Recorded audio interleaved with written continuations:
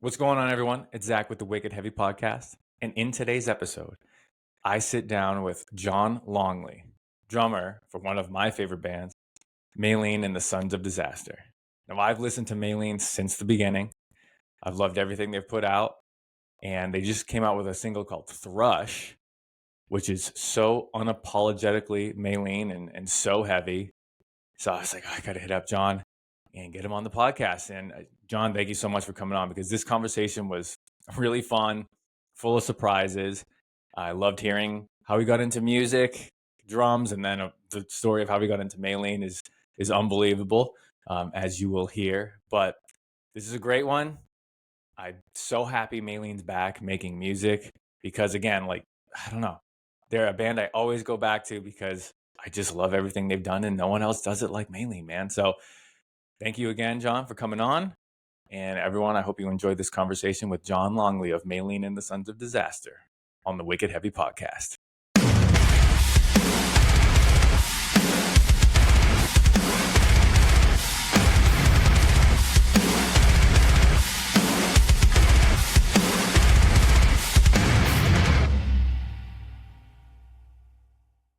All right, John, thank you so much for coming on the pod, my dude. I really appreciate it. Dude, I'm happy to be here. Thank you for having me. Absolutely, man. I thought of you immediately after hearing the new track Thrush, and I was like, I got to talk to John because this rips. And I've honestly been on a Maylene only Maylene kick since I kind of reached out to you. I just can't stop, brother. So yeah, dude, this track, it's unreal. Thank you, man. Yeah, it's exciting for us too because it's back to basics. Yep. If there was no outside influence telling us how we should record, what to play, there's no producer. So it was just kind of like innocence. It was just us having fun writing heavy music, man. So thank you. Of course, man. So I guess for me, because, for those listening, there was like a kind of a big break, I think, in between 4 and then Burn the Witches. So from like 2011-ish, 12 to like 2022 almost, right? Yeah. That was a big break. Come back with Burn the Witches, super heavy. And it's funny, I didn't come across that until I came across Thrush. Oh. Now I think both go hand in hand, like you said, back to basics, like the older Maylene sound. So with Thrush specifically, how did that idea come up, and who initiated, like, hey, let's get together and make this song? So maybe for those that don't know, the reason we took that hiatus was because Dallas, our singer, was in a really bad, crippling ATV accident. And we're talking like airlifted out and, multiple surgeries, and still to this day, 7-8 years later, is still, feeling the effects from it and doing therapy and stuff. But, I was kind of thinking about this the other day when Dallas was going to his speech therapist, because apparently like the right side of his face is numb and was, borderline paralyzed. So he went to see a speech therapist, and it started off as like, okay, Dallas, we're going to try yelling, just talking loudly, don't scream or anything. And she's like, if you're comfortable with that, just kind of, talk loudly to me. And he just goes and just screams. Yeah. Oh, man. And that was kind of the moment when he knew, most importantly, that, oh my gosh, we might be able to do this again. Wow. So that whole 6 years and 7 years, man, was just him fighting to get back. And when he was finally able to, we were just amazed. None of us ever thought we would play these songs ever again. Wow. Let alone write new songs, Right. But that accident provided a brand new muse for Dallas. So he started writing very deep lyrics, and like, he just had that spark again. And I think from standing on the sidelines for so long, he just had years and years of experiences and lyrics written down, to when we got together with the idea, we're like, man, let's put a song out, like let's Whoa. try it. He had uh, a lot of inspiration from his experience, and a lot of that carried over. And the music just came naturally because we had all kind of been noodling over the last 7 years. We never lost the influence that we had from that band. So Yeah. No, it sounds like Maylene, man. dude, thank you, man. And it's fun to like go back to basics, just like I said before, kind of restoring the innocence of music. Like we weren't out Yeah. to impress anybody. I mean, honestly, not our fans, not our label, like booking. Right. Dude, we didn't care. We're just like, dude, we are having so much fun hanging out together again and writing music that it was just fun and it was, just innocent. Wow. Where did you guys record this? So we recorded this with a guy named Stephen Bowman, who was Okay. a producer from St. Petersburg. He was also the guitarist of a band called Sleepwave. Oh yeah. Yeah, and that was with it's kind of a small world, but that was with Spencer, the current Right. singer of Under Oath. Right. And So, for those listening, Dallas was the original singer in Under Oath. Whoa. That's so sick, man. Yeah, small yeah, world. definitely. And I know you mentioned you used an electronic kit, and you fooled me. You like it sounds mint, man. And how did that was your I'm assuming first time recording on an electronic kit? Definitely.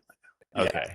And I, as a drummer, like if somebody says like, okay, you're going to be playing hardcore double kick breakdowns on this electronic kit. That wait a is second, wild.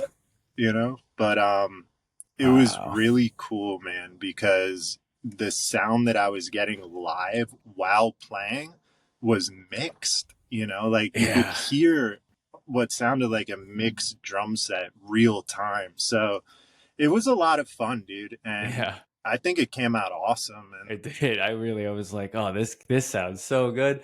And yeah, you fooled me. That's so crazy. That's cool. I too have an electronic kit, but more so for like playing when the kid's sleeping. yeah, But good to know for recording. I guess yeah, it's mixed. it was kind of a win-win too because from our engineer's standpoint, he just ran it through some outboard gear Yeah. through I think it was MIDI is how they record that, and there's no replacing, there's no EQing really. It's just kind of a raw canvas of perfect hits, and you're Wow. like, it saved a lot of time is what I think. So Yeah. Oh, I love it, man. And real quick, and then we'll go back to real basics to hear how you even got into music in the first place. sure. When it comes to riffs, because to me, some of my favorite guitar riffs are for sure Maylene riffs. Who typically is like coming up with those? I have to give credit to two people in the band. Okay. First of all, to be the Maylene guitarist, regardless of whether you're lead or rhythm, like you really have to have some chops because Yeah.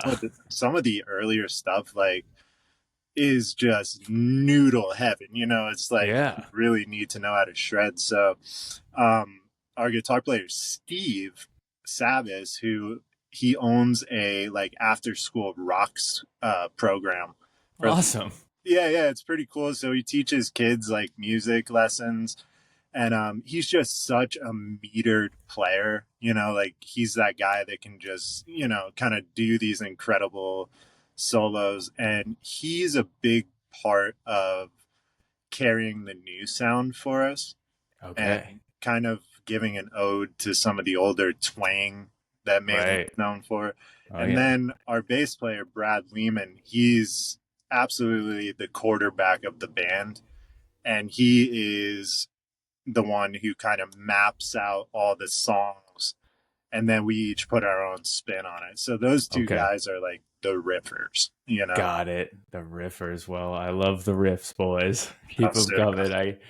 I can't get enough. All right, man. So yeah, music in general, like I love on this podcast, I like to ask my guests how you even got into music. What do you remember first hearing as a kid, if you can remember back that far? And And then like, what were the steps to discovering an instrument and, kind of arriving at where you are today? Of course, with heavy music kind of being in the mix, because of course you're in a heavy band. So take me back, man. How did it all start? For sure. So, uh, I guess the catalyst that I remember, that the reason why I started loving just music in general, I think it was Tom Petty. I think Nice. his greatest hit CD was one of our CDs that was like stuck in the car CD player for years.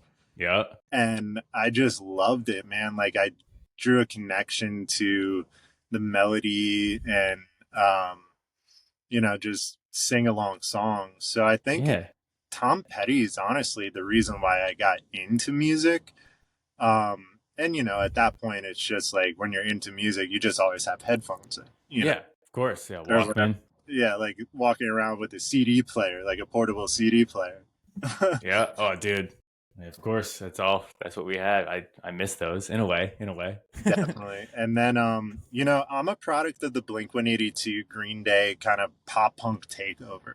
Yep. When those bands came out, it was something that I was immediately attracted to, like the hard, heavy guitars and just, melodic singing and like kind of out of the box. It wasn't pop, but Right. it was, Yeah. it was aggressive pop. It's its own thing. Yeah. Yeah. So, Green Day really broke me out of my shell and made me want kind of turn towards the scene, if you will. Okay. Yeah, and then Blink 182, Newfound Glory. I was super, super into like the most unapologetic pop punk at the time. Yeah. Yeah. And I would listen to these drummers and more so watching them. Like I would watch these band DVDs, like the Drive Through Records DVD. I know exactly what you're talking about. And it's like these behind the scenes, and the drummers are just kicking the hell out of these drum sets. Like, oh yeah, not necessarily like, oh my gosh, that dude's doing a ridiculous fill, but it was just such a heavy hitting, like mid tempo that I don't know. I was immediately drawn to it. I was like, man, that looks like fun. And this is pre-trying drums. Oh, for sure. Okay, so you were just like, this looks fun. Yeah, I think I want me some of that. Right. So I actually tried playing drums because of a movie. It was That Thing You Do, and I think we had talked about this before. Yeah, I gotta watch it, dude. I have to watch it. You have to. You have to, because it's all about this 60s type, like kind of Beatles era Pennsylvania band. And the drummer joins the band and kind of like turns them into an overnight sensation. And it's all about the drummer. And I remember watching this movie and I was like, dude, I want to be that guy. you know? Yeah. I want to do that, man. And my parents years prior had bought us a like teach yourself music. It was like a VHS and a pair of drumsticks and like a 3/4 size guitar. So I fished that stuff out of the closet and I was determined. I was like, I'm going to teach myself drums. So, didn't really know what I was doing, but I was watching the instructional, just hitting the couch with these cheap pair of drumsticks. And eventually my mom realized like, oh, he's not giving up on this, so the angel that she is, she signed me up for my local music store drum lessons. Go. Nice. And that kind of, that was it. Wow. Yeah, man. So sick. So early on with the lessons, was it more like the technical aspects, or are you picking songs and being like, can you teach me how to play this? A little bit of both. I really wanted to. All right. So my school, I went to school in New Jersey. So hence the Drive Through Records kind of, by proximity, all these were like tri-state Jersey bands. Our football teams were garbage. So everybody focused on the band. Right. Wow. All right. So I wanted to play drums on the performing band for the school. So my lessons were a mix of, can you help me sight read this piece of music so I can try out for the band at school? And then some days we're like, hey, how do you play Basket Case by Green Day? Yeah. Yeah. Okay. So yeah, it was. That's funny, man. I'll tell you mine after. I'll ask you first, though. Or I'll tell you the first song I learned on drums by myself successfully, and this was like in middle school because my dad had a kit, so I was teaching myself, was When I Come Around by Green Day. Nice. I figured it out. I remember running up the stairs like, I just played this by myself. It was like best feeling, man. Do you remember the first song you got through and were like, I just played this whole song? Dude, I can't remember the first song, but I remember it. Maybe you'll know what I'm talking about. Like when it clicked, Oh yeah. Oh like, yeah. so they teach you obviously the simple beat, boop, boop, da, boop, boop, boop, and just like a one on the floor or on the kick and, your snare on the three. And I remember sitting in math class in grade school and I was tapping on the desk and all of a sudden I was like, oh my gosh, like I figured it out. Like I can do the beat.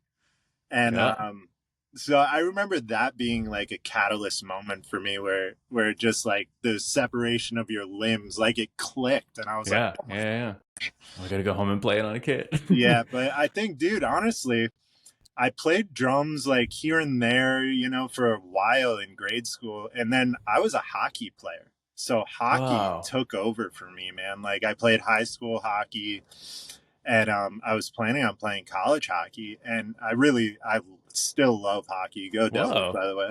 Big Devils fan. But I broke my leg playing. And it was a severe break, like 30 places. Like, wait a minute, crushed my leg, dude. I feel like, I'm not super familiar with everyday hockey, but I feel like it's rare that I hear about like a hockey player breaking a leg. What happened? So, long story short, the boot of the skate that goes up your ankle on hockey skates, they are so thick because they have to be able to protect your ankle from a puck. Right. So there is no give in it. So I just fell awkwardly on on the side of my foot, and the weight of my body and the stiffness and unforgiving part of the boot just snapped my ankle. Wow. And I guess the reason I'm bringing it up is because there was nothing to do. I was in a wheelchair confined to the one level in my parents' house. In high school? This is freshman year.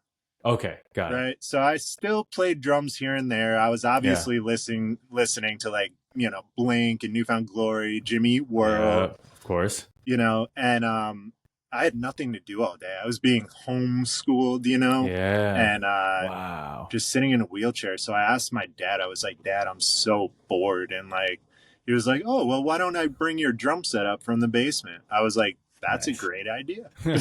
Thanks, Dad. Yeah. So everybody was away from the house. My parents are at work during the day. My brothers are at school. And I'm just sitting in this empty house. And I remember I had a full leg cast. I was going to ask. Full leg cast, like zero mobility in my left leg. And I would prop it up on a bunch of pillows, right? Yeah. And I would just sit at my Tama, like Rockstar Custom.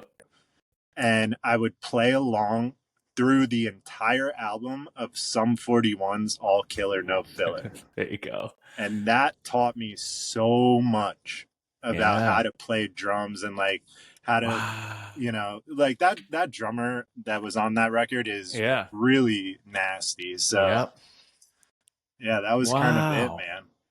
It was like a blessing in disguise. That accident happened, That's unreal. Yeah.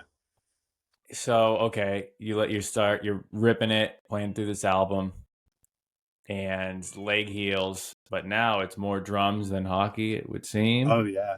Okay. And I mean, dude, like when I broke my leg, I kind of knew that part of my life was never going to be the same, because I had to learn how to walk again, like it was definitely a start from scratch. I still to this day, like I play roller hockey a little bit, but I'm nervous about it. Like I could never play at the caliber that I was at. Wow. So, I focused on drums, and I'm so Yeah. happy I did, because it led Yeah. me so many places. Led me talking to you. Right. Yeah, You know? man. Hell yeah. So so this freshman year, when is like the first band come into play that you were playing in? Probably right around that time. Like local shows were huge in New Jersey, Yeah. like specifically northern New Jersey, where I was from. Mm-hmm. It seemed like, if nobody was booking your band, you put on your own shows, Okay. Yeah. so like the local church or the local Yeah. like VFW hall would Of rent course. their space out, so there was always local music. And I had a couple like-minded friends in high school that, we just wanted to be in bands. We were like, wearing socks on our arms and dyeing our hair green, and like we just wanted to be Yeah. in a band together. So, Absolutely. my first notable performance was probably a battle of the bands Oh in man. in high school, freshman year. Well, maybe sophomore year, but we played "Crazy Train" by Ozzy Osbourne. Okay, so you're getting heavy. You're getting heavy. The Dude, pop yeah. punk boy was getting heavy. Oh, Wow. Okay. Yeah, that song rips. What happened? What was the outcome of that battle of the bands? oh, dude, I don't even remember. I just remember that I had never played with this particular group before, and I guess Yeah. the drummer that they had was I don't know what happened. I think he was just too nervous, or I don't Okay. know. But they came up to me like halfway through the day, and they were like, "Hey, you played drums, right?" And I was like, "Yeah." And they were This is like, the same day. "This is the same day, yeah, like hours before the thing." And they were like, "Hey, do you know Ozzy Osbourne, Crazy Train?" I was like, "Kinda." And so I called my dad, and I was like, "Dad, I need you to do me a solid here. Pack all of these drums into the car and bring them down to the high school." Yes. And he showed up, and we did it. And I don't really remember much, but I had a good time. That's what's up, man. Yeah, dude. Wow.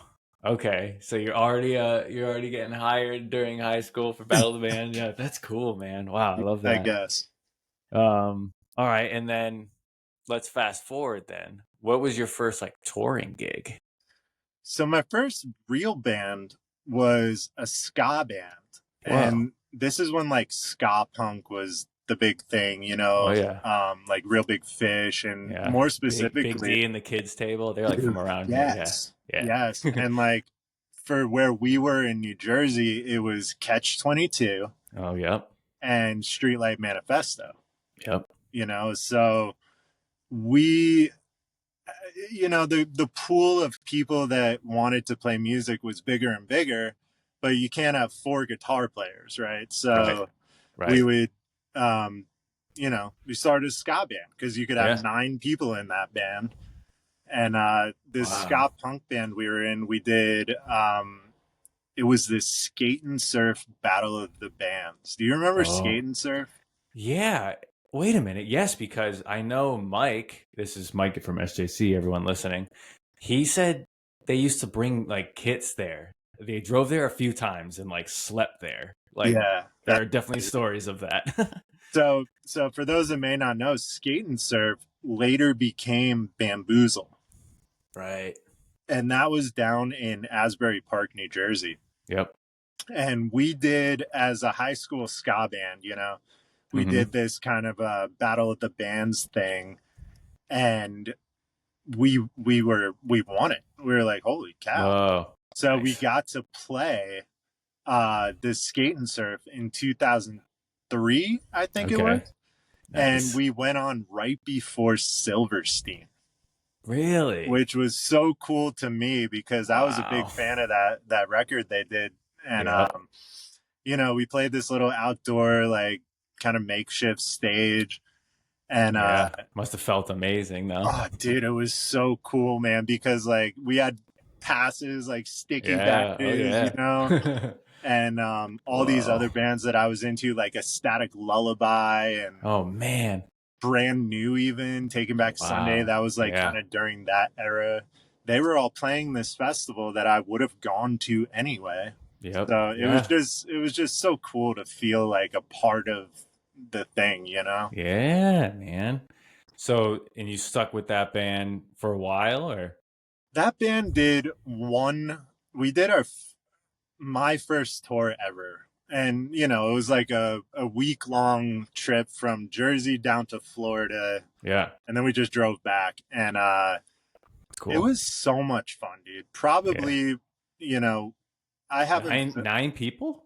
well, I think there was like 7 of us back That's then. still a But, lot. oh, dude, like we bought this, you know, an old conversion van and like rented a U-Haul trailer, Yeah. booked our own shows, you know, like we would play basement parties, and it was just a week of just like, oh man, we're on the road, dude. Like, yeah, Yeah. you know, so that Wow. definitely gave me the bug. And then Yeah. immediately after, it felt like, you know, our singer went to college. He was Yeah. a bit older, so he graduated high school, went to college, Mm-hmm. and that was kind of it for that band. But I was hungry for more, you know. Okay. So I just got on Craigslist, and Yeah. Craigslist musician classifieds back then were like kind of the network tool, you know. Yeah. Yeah. I still see a lot of stuff. I'll look for like, hey, who needs a drummer? I want to Yeah, play. dude. Yeah. And I just started trying out for like these bands that were local in my area in New Jersey, and you know, oh man, I must have played with everybody, dude. But Sick. it was a lot of fun, you know. Yeah, it's how you learn how to like really rip it, man, and be comfortable anywhere. That's cool. Totally. And there were so many venues that aren't around, unfortunately, anymore. But like New Jersey was the birthplace to like so many live music venues, like small cafes and Right. like I said, churches and VFW halls. Like there was always somewhere to play, Yeah. no matter what size band you were in. So there was a Wow. lot of opportunity, and it was a lot of fun, man. Is Coheed from New Jersey? Is that, am I They're wrong there? upstate New York. Got it. Okay. Yeah. Okay.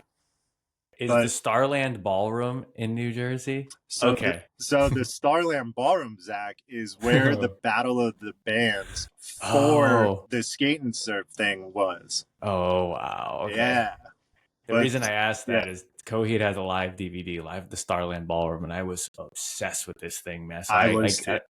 yeah, Yep. unreal. Oh, their drummer, this open hand playing, he's just like, yeah, so sick. Yeah, dude, and Wow. that's actually a good segue into how I got into Maylene. Is that Yeah, I was gonna ask. so? Just to kind of continue the story, local band thing did it for a long time. Mm-hmm. And I started making friends with bands that were we called them Trustkill Records bands, Yeah. because there was a band called Deadlight for Blue Eyes that was Yeah. from like the same town, and we would all hang out. And then there was a band called Crash Romeo that was, you know, I remember these names. yeah, Yeah. dude. And you know, the Drive Through Records bands that were from there, like Midtown, um, Yep. Census Midtown. Fail, Oh Armor for yeah. Sleep. Like these bands all lived within a few miles of each other, at That's least, pretty you know, crazy. in the surrounding towns. Huh. And as a result, I'm playing this show in I think it was an old movie theater in New Jersey, and the bass player of the band that I was playing with had Mm-hmm. gotten asked to play with this artist named MC Lars. Okay. Yeah. And for those who may not know him, he's kind of like a Weird Al Yankovic type rapper, you know, like satirical hip hop, but Right. it's fun, you know, it's like quirky and fun. Yeah. And I think just by proximity from like our local band playing with Lars, because our bass player was also his bass player, Yeah. once his drummer left, who actually joined another Drive Through Records band called Steel Train, Okay. I was just kind of by default asked if I wanted to try out. And I did. And it was my first time playing with in ears, like to a click track. Wow. Because, you know, when you're doing the hip hop stuff, it's pretty much a laptop and like press play unless you have a live band, right? Right. Right. So it was a crash course that I'm so thankful that I got early on to learning how to play with a metronome, learning how to play with my dynamics to allow for the samples to breathe. And right. As a result, just to go back to your segue there, the drummer of Coheed is also a rapper. And he is a nasty rapper, dude. Like, so good. You have to check him out. But I guess I do. It's Weird Science with 2 E's. And yeah, we were in upstate New York doing an MC Lars show, and we stopped in Woodstock, New York. And, you know, it was more of like, oh, this is a very historic place. Like, let's just hang out and catch a vibe, you know? Yeah. So we went to a laundromat, and we run into this guy who's best friends with Josh from Coheed, this rapper. And at the time, this is just the weirdest, like, small world stuff. I guess we had been playing this underground hip hop rap CD, and it was Weird Science. So we were already familiar with this, like, weird artist who was killing it. Who's at the laundromat. His best friend was at the laundromat. Yeah. Okay, we started talking to this guy, and he's like, oh, y'all MC Lars? I heard of y'all, you know? And he calls Josh. Next thing you know, dude, where MC Lars is putting out Josh's record, and I get to drum for both of them on Warped Tour 2011, which was so much fun to do because I was able to pick his brain on drums, you know? Yeah. I'm like, yeah, you're a great rapper, but dude, like, come here, let me ask you about this. Yeah. You know? Yeah. Whoa, I had no idea he was also a rapper. Yeah. And, you know, Josh we ended up touring Europe and doing Warped Tour, doing a fall tour. So we were on the road together probably for about 10 months that year. Wow. And he got a call from Brad, the bass player of Maylene, asking if he had any referrals for a drummer. And I just happened to be standing right next to him. And he looks at me, he goes, yo, you want to try out for Maylene? I was like, hell yeah, I want to try out for Maylene. This is crazy story. So and, yeah, the rest is history, man. Wow, man. All so right, weird. So I just want to like make sure I got this right. You get connected through MC Lars to you end up at a laundromat, right? And he knows the dude there who is friends with Josh, the drummer of Coheed. Josh, drummer of Coheed, happens to be a rapper, needs a drummer. You start drumming for him too. Okay. And then you're just chilling. And then Maylene, bass player? Calls him. It's like, I need a drummer. And he goes, you want a drum for Maylene? And you were like, right on. Essentially, dude. I mean, like, it sounds ridiculous, but, you know, that's dude, it's kind the of best. Yeah. That's, hey, man, like, you know, I think about a lot of people, like, whether it's like I just did a podcast with Brandon Davis. Was Vanna's drummer and you know, now in spirit, but he played guitar first. I didn't know that. And he made connections all his life, and now he's playing guitar for Fever 333 because he knew Jason. I mean, that's like, so cool. So like when you put yourself out there and you start meeting at different people and different bands and different artists, like, you will get connected and land a gig. Like, that's a really cool story, man. Yeah, it's wild. And like, dude, you gotta watch That Thing You Do. I'm sorry to keep harping on it. It is like, it's funny, I was just thinking, like, it's the only movie on my list like I need to watch. It really, as a drummer, will resonate with you, but a lot of my like mantras and like just kind of things that have stuck with me are like weird off quotes from that movie. Like, for instance, kind of, you know, relevant to what you're saying is that there's a quote in the movie where this drummer kind of meets his idol, like this jazz guy, and the jazz guy's like sitting there giving him advice. And one of the things he says is, you got to keep playing with no matter what, like with anybody, and challenge yourself to be a better player. And that stuck with me a lot, you know? So like, I never joined a band. Maylene is the first band I've ever joined, and I've been a, you know, drummer on tour for 18 years, 16 years. Yeah. You know, so I bounced around a lot, played with a lot of for hire situations, a lot of different bands on the road. Yeah. And I always kind of kept that with me, is like, you know, play with any genre. Anybody who's asking me to play with them, Yep. I'm going to do it, you That's what's know? up, man. That's So, what you got to do. I love that.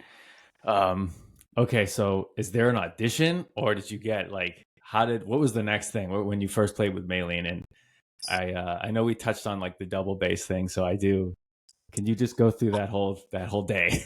yeah. So they asked me to do 2 videos, Oh, okay. and they gave me like a handful of songs to, you know, just record myself playing these songs. Mm-hmm. Um, so I set up the drums in, and I think it was my parents' basement, and I had like, you know, one of those old like flip out cameras with the little Yeah. side piece, you know, Oh and it was yeah. on a tripod, and I think I picked Raised by the Tide, Yeah.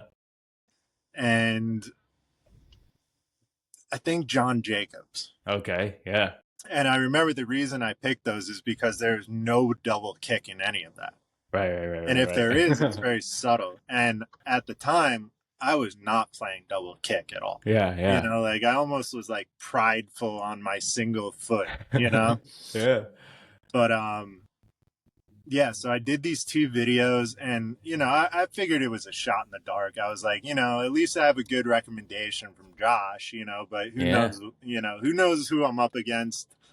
You know, I've been playing hip hop for 5 years, so we'll see Right. what happens. Yep. And Brad called me back about a week later, and he was like, "Hey man, this is Brad from Maylene."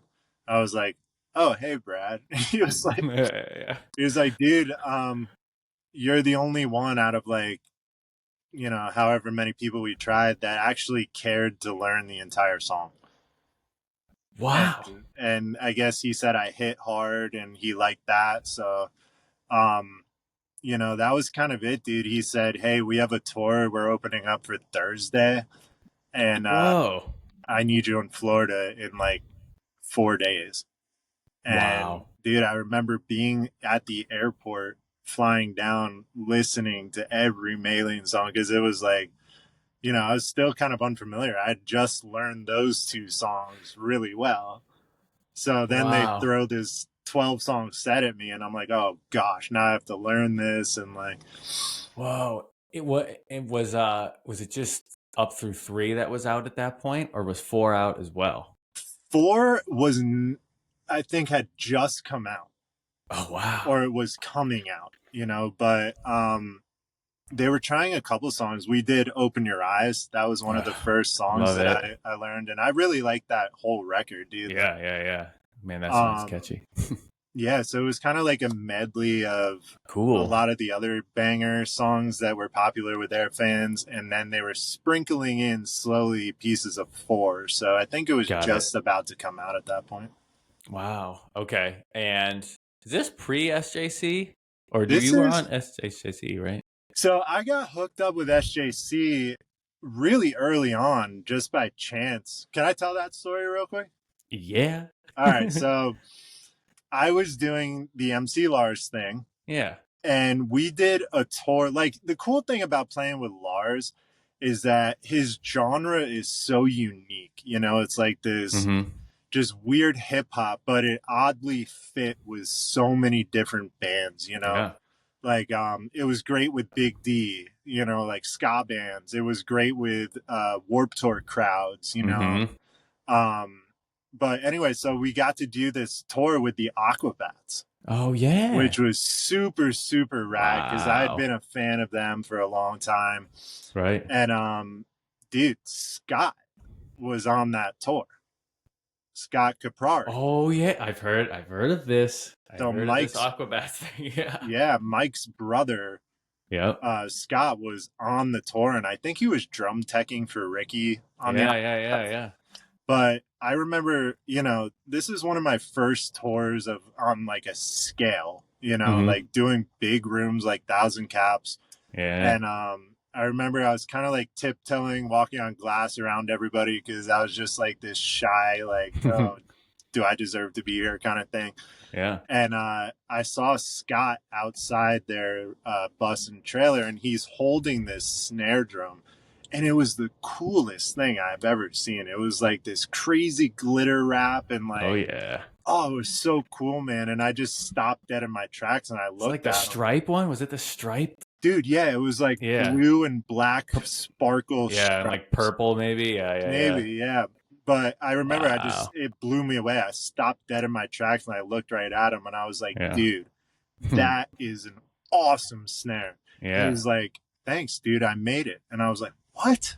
Yeah. He's like, yeah, dude, I make drums. My name's Scott. I make SJC drums. Yep. And he said to me that day, and I'll never forget this, dude. I owe him so much, man, because he said to me, he was like, do you want one? And I was like, what do you mean, do I want one? And he was like, I would love to make a kit for you.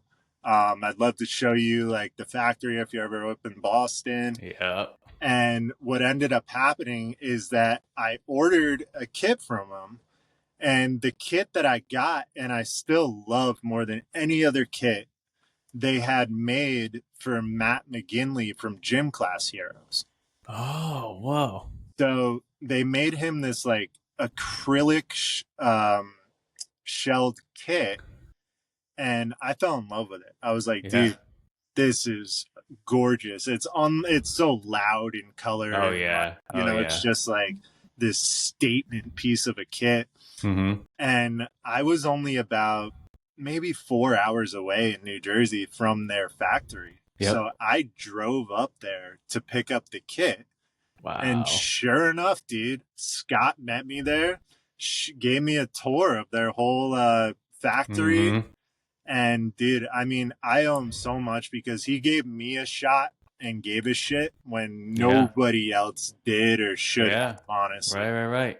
Wow. And that's just like been it for me, dude. Anytime I'm on the road, like I'm not like an endorsed artist per se, you know, but they give a shit about all of the people that play their drums. Absolutely, dude. And like the personability. I met, I think we met once briefly, but you and I had emailed a bunch of times and like, I needed a kick drum spur and like, boom, overnight delivery. You know? Yeah, I remember that. Yeah, like, and we did meet at that Warp Tour, like one of the last like actual touring Warp Tours. Yep. Yeah. In Mansfield, Mass.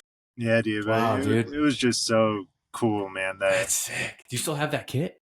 I still have that kit, dude. Text me a picture of it after this. I want to see it. Dude, that kit, like, it almost hurts to play because I played it so many places and like overly played it that I just want to set it up and look at it. You know, have it as like a memento piece. You know, I love acrylic, man. That's awesome. So do I, dude. Cuts. It's just punchy as heck. Yeah, wow. It's got that like basketball boing to it, you know?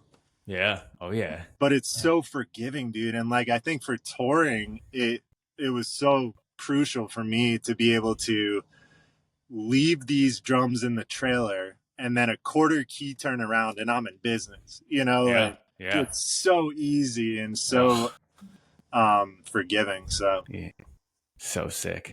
Yeah. All right. So we got to go back to the double bass thing. So tell me, so what, like when it came to Caution Dangerous Curves, I know you were saying you were doing like alternating kick floor tom for a bit to like get that like digga digga digga dit. Yeah. How long did that last until you had to get a double pedal? And then how did you learn it fast? So it lasted for a while, honestly. This like I call it, you know, BSing the double kick, just like, you know, doing like a thing, you know, on the floor tom. And it lasted for way longer than it should have lasted because I think honestly those parts in the songs are just so balls to the wall that nobody's really like, is that double kick? Right. It's just like, okay, sound is there. So my handicap was pretty large on that one, but dude, honestly, Brad, again, the quarterback bass player, he basically said, he's like, yeah, like, and we're boys. We're like, you know, he's one of my best friends in the world. Yeah.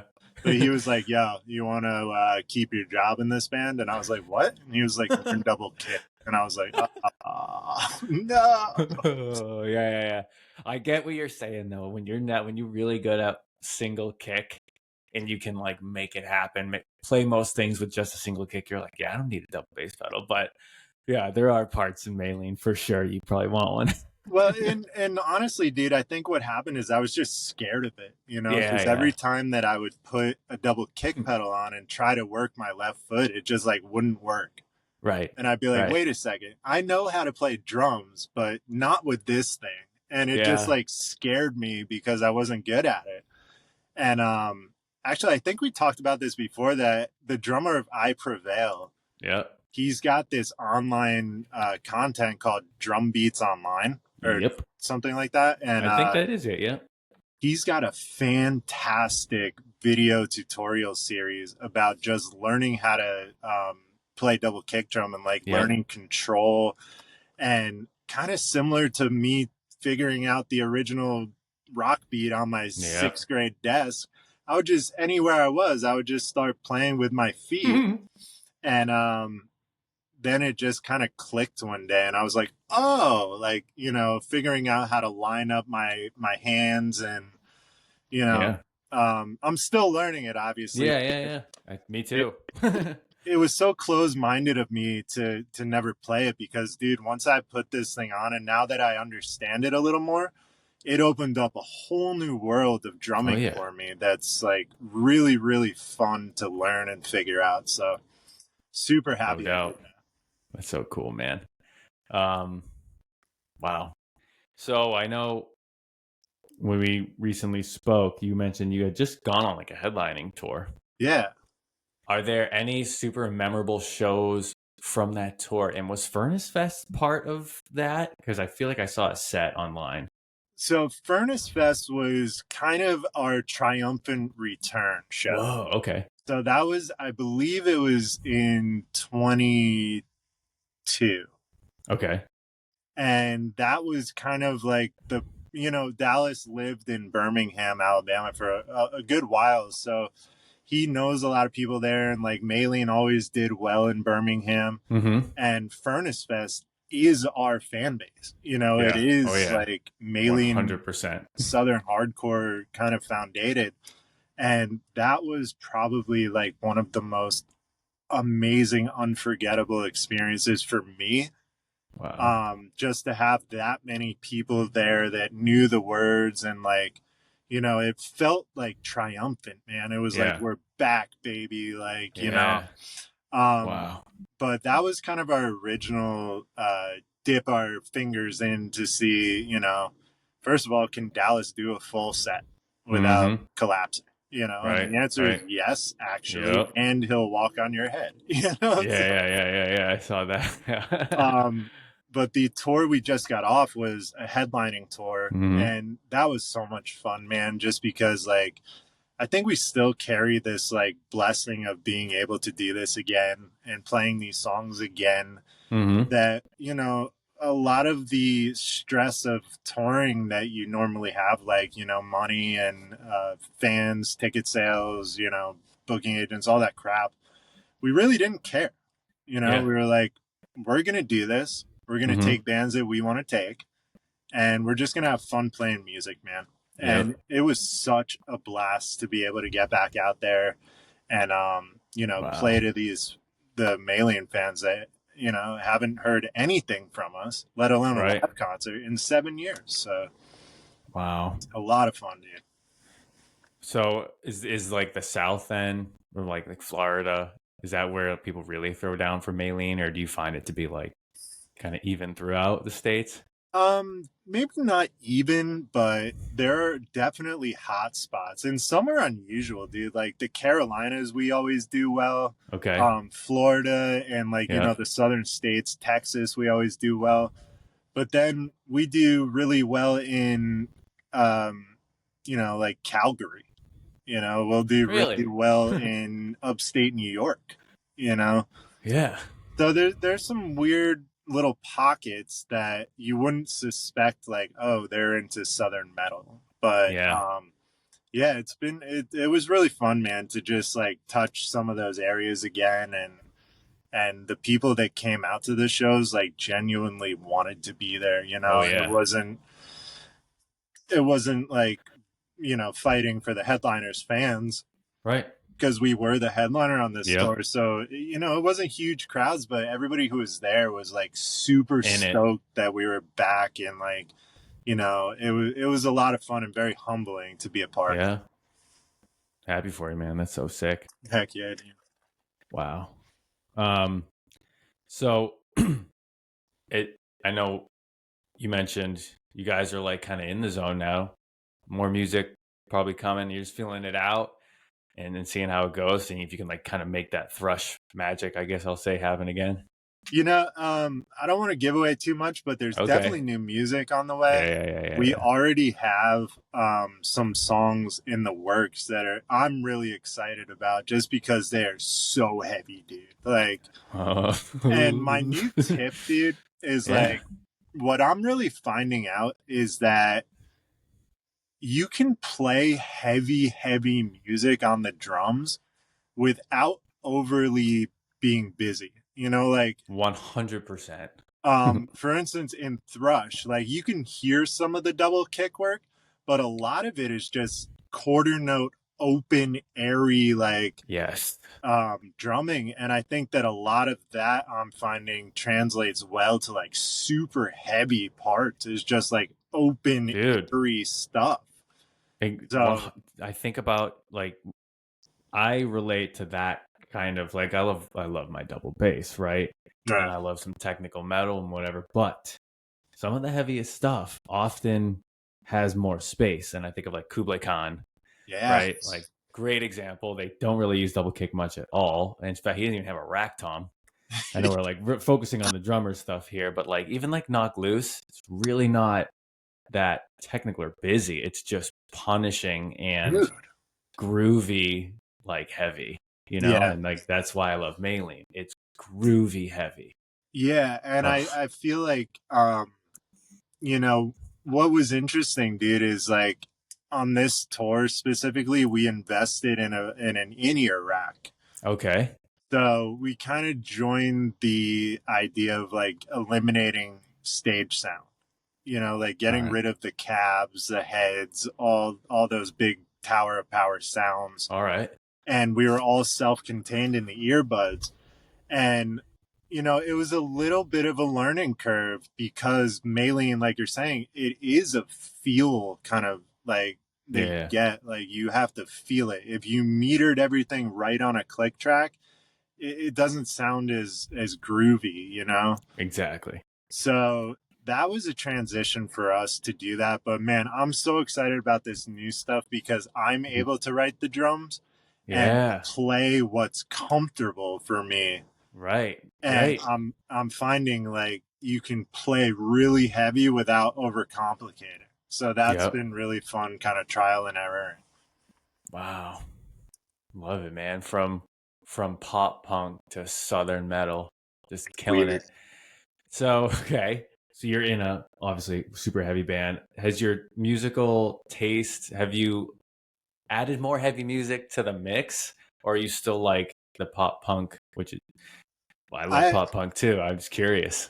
I mean, I'll always have a soft spot for the pop punk. Yeah. Like I think most of your listeners might resonate with when I say that, most of the music that I listen to now, a lot of it is just rediscovering old records and bands that I used to love. Yeah. Dude, So same. but now I listen to really heavy stuff sometimes, and a lot of it's like, dude, who I've been really crazy into was Ooh. like Lorna Shore. Dude, yes. When that Austin, yeah. Dude, when that stuff came out, like I think it was what, like a year or two ago, maybe Mm-hmm. even a little more, but Pain Remains, yeah. dude, that redefined the genre. Like, Yeah, pretty much, dude. That went so viral, yeah. yeah, and Unreal. and It's I think I joined that bandwagon of like, this is so brutal that it's like brutal. awesome. Yeah. So but I think I said it to you before, bands like August Burns Red and Yeah. 4 Year Strong and Yep. Devil Wears Prada, maybe even, Love them. they expanded the horizons of my heavy kind of, Yeah. that syncopated heavy music, because it could also be melodic too. Of course. So Yeah, because I know you love the melody. Yeah, man. I do love the I'm all melody. about it. I think about, speaking of, I get the Where's Prada, like that's from the live DVD shoot. Oh, It was in sick. Providence. I didn't know. I went to that show. It's like the Dead Throne DVD. No way. Yeah, dude, I was ended up at like a live shoot. It was one of the coolest shows. But yeah, dude, that band, I love Devil Wears Prada, dude. Daniel, he was like, I think the original drummer, right? SJC dude at one point. His drumming was crazy. I was just like, Right. man, he was doing parts. I don't know. I still don't really know anyone that has written parts like that. They were very unique, especially on like the first like 3 records, right? Dude, definitely. Oh, And man. like I think there's this constant battle. This is just a weird digression of thought, but I think there's a constant thing with drumming that it's like you can be an impressive drummer, but what's really impressive is being tasteful. Yeah. Like playing what you should play sometimes. Like Right. playing what Right. should be there sometimes. And Yeah. I think for me, watching bands like Yellow Card, I'm going to use them as an example. Their original drummer, LP, guy with the longer hair, Oh yeah. he was just an animal, like Animal. just an incredible drummer. But Yep. I went to see him live, and like he couldn't play a measure of just a beat. It was like every fill, Right. Yeah, he was every really. measure. Yeah. And then I started realizing like, okay, maybe busier isn't the way to do it. Right. So I Right. started listening to bands like Coheed and Oh, more. I gotta say, dude, the real band that like it really blew it open for me was Finch. wow. Finch, dude. Yeah. Like Dude. they incorporated the Oh, screaming tastefully, what it is to burn. I dude. shout out to my friend Sam Young. I'm sure he's hopefully listening, but man, yeah, he showed me Finch and I was like, this is crazy. Yeah. This is so sick. Oh. And I think rather than like having heavy music sprinkled with melody, it was melodic music sprinkled with screaming. Yep. And I think for somebody like me with my musical background and taste, that introduction to screaming in small doses Yeah. opened me up to it. Yeah. Because if like I put on, Devil Wears Prada or like August Burns Red, maybe I Yeah. wouldn't have liked it as much because it's just all Yeah. balls to the wall all the Right. time. Yeah, you took the steps up to it. Yeah, definitely. And So now it's like, okay, how heavy can I get? well, I can give you some stuff to check out, my Dude. bro. And it's crazy what's out there. And like, I used Lorna Shore because it really kind of it became like fun to listen to the most brutal sounding Yeah. hardcore and like, Oh, dude. It so is so yeah. much fun. I shout out to my wife for letting me show her things. Sometimes I'm like, yo, check out this breakdown. Oh, And it's it's so so funny. She gets it, but it's not her favorite. But there are some bands she's like, I can take this. I'm like, all right, cool. That's cool. yeah. But My I girl's totally the get same it. way, dude. Like Yeah. I have to, tread lightly with some of the the heavier discography, but Yep. Oh she's man. supportive of That's awesome. it. Yeah, man. Well, my dude, I this was a fun conversation. I really Definitely. appreciate you coming on here. My pleasure. Man, I learned so much just now. It's just a I small world. That's Yeah. basically Well, that story that is like, gosh, I'm so happy we got that onto this because the way you joined Maylene is one of the coolest stories I've ever heard, man. That's awesome. just weird, man. And I'm sure a lot of your other guests, and probably you too, have had multiple instances of like, that's a small world. Oh Like yeah.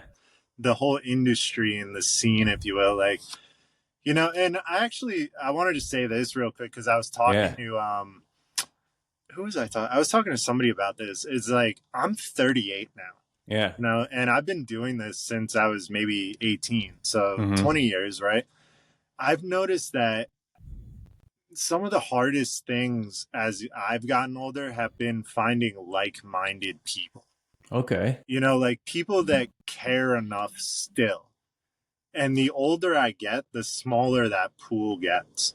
Yeah. So I just think that it's so important to take every opportunity that you're given to play music if it's something you truly want to do. So, I mean, I don't know. I was just thinking about that the other day. No, but it's true because it's like, I know people that like, I wish I was like a musician. I wish I was in a band. Well, what's stopping you? Yeah, go do it, dude. Exactly.